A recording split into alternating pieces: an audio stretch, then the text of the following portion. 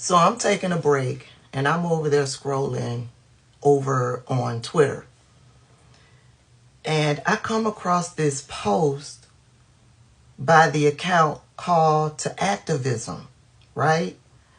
And it's a post that they shared, which is a pinned description from, I guess, a British journalist. And the description is of Donald Trump. And I want to read it to you because it is one of the best reads. I would have never thought that a British individual could read like this. Let me get myself together here. It's titled, "Why Do Some British People Not Like Donald Trump?" A few things spring to mind. Trump lacks certain qualities which the British traditionally esteem.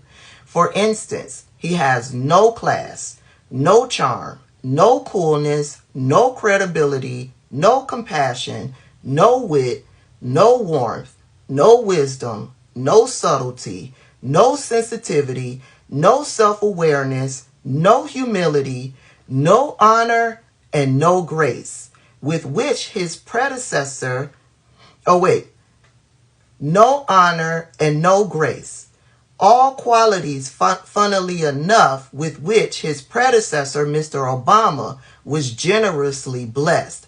So for us, the stark contrast does rather throw Trump's limitations into embarrassingly sharp relief. Plus, we like to laugh. And while Trump may be laughable, he has never once said anything wry, witty, or even faintly amusing. Not once. Ever. I don't say that rhetorically. I mean it quite literally. Not once, not ever. And that fact is particularly disturbing to the British sensibility. For us, to lack humor is almost inhuman. But with Trump, it's a fact. He doesn't even seem to understand what a joke is. His idea of a joke is a crass comment, an illiterate insult, a casual act of cruelty. Trump is a troll, and like all trolls, he is never funny and he never laughs. He only crows or jeers, and scarily, he doesn't just talk in crude, witless insults. He actually thinks in them. His mind is a simple bot, like algorithm of petty prejudices and knee-jerk nastiness. There is never any underlayer of irony, complexity, nuance, or depth. It's all surface. Some Americans might see this as refreshingly upfront. Well, we don't. We see it as having no inner world, no soul. And in Britain, we traditionally side with David, not Goliath. All our heroes are plucky underdogs. Robin Hood, Dick Whittington, Oliver Twist. Trump is neither plucky nor an underdog. Wait a minute, let me interject here. I guess y'all being for the underdog doesn't apply to Meghan Markle, right? Probably because she's black, right? Yeah, y'all not sticking up for her, and she's the underdog. She's the one that was treated inhumanely by the queen and her children and her family, right? They were racist against her, right? They treated her so badly that it severely affected her mental health. She was the new girl on the block, right? Y'all didn't support her, the underdog. I just needed to make that point, British people. But moving on. Oliver Twist. Trump is neither plucky nor an underdog.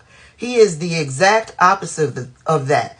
He's not even a spoiled rich boy or a greedy fat cat. He's more like a fat white slug, a Jabba the Hutt of privilege. And worse, he is that most unforgivable of all things to the British, a bully. Like we haven't watched British people bully Meghan Markle. Y'all bullied that woman so bad, she had to leave the country to try to find peace and happiness. Unforgivable. He is all things to British, a bully. Moving on. That is, except when he is among bullies, then he suddenly transforms into a sniveling sidekick instead. Remember Helsinki when he was up there with Putin? Yeah. Then he suddenly transforms into a sniveling sidekick instead. There are unspoken rules to this stuff. The Queensberry rules of basic decency, and he breaks them all. He punches downward, which a gentleman should, would, could never do. And every blow he aims is below the belt. He particularly likes to kick the vulnerable or voiceless, and he kicks them when they are down. So the fact that a significant minority, perhaps a third of Americans, look at what he does, listen to what he says, and then think, yeah, he seems like my kind of guy, is a matter of some confusion and no little distress to British people, given that Americans are supposed to be nicer than us, and mostly are. You don't need a particularly clean eye for detail to spot a few flaws in the man. This last point is what especially confuses and dismays British people, and many other people too. His faults seem pretty bloody hard to miss. After all, it's impossible to read a single tweet or hear him speak a sentence or two without staring deep into the abyss.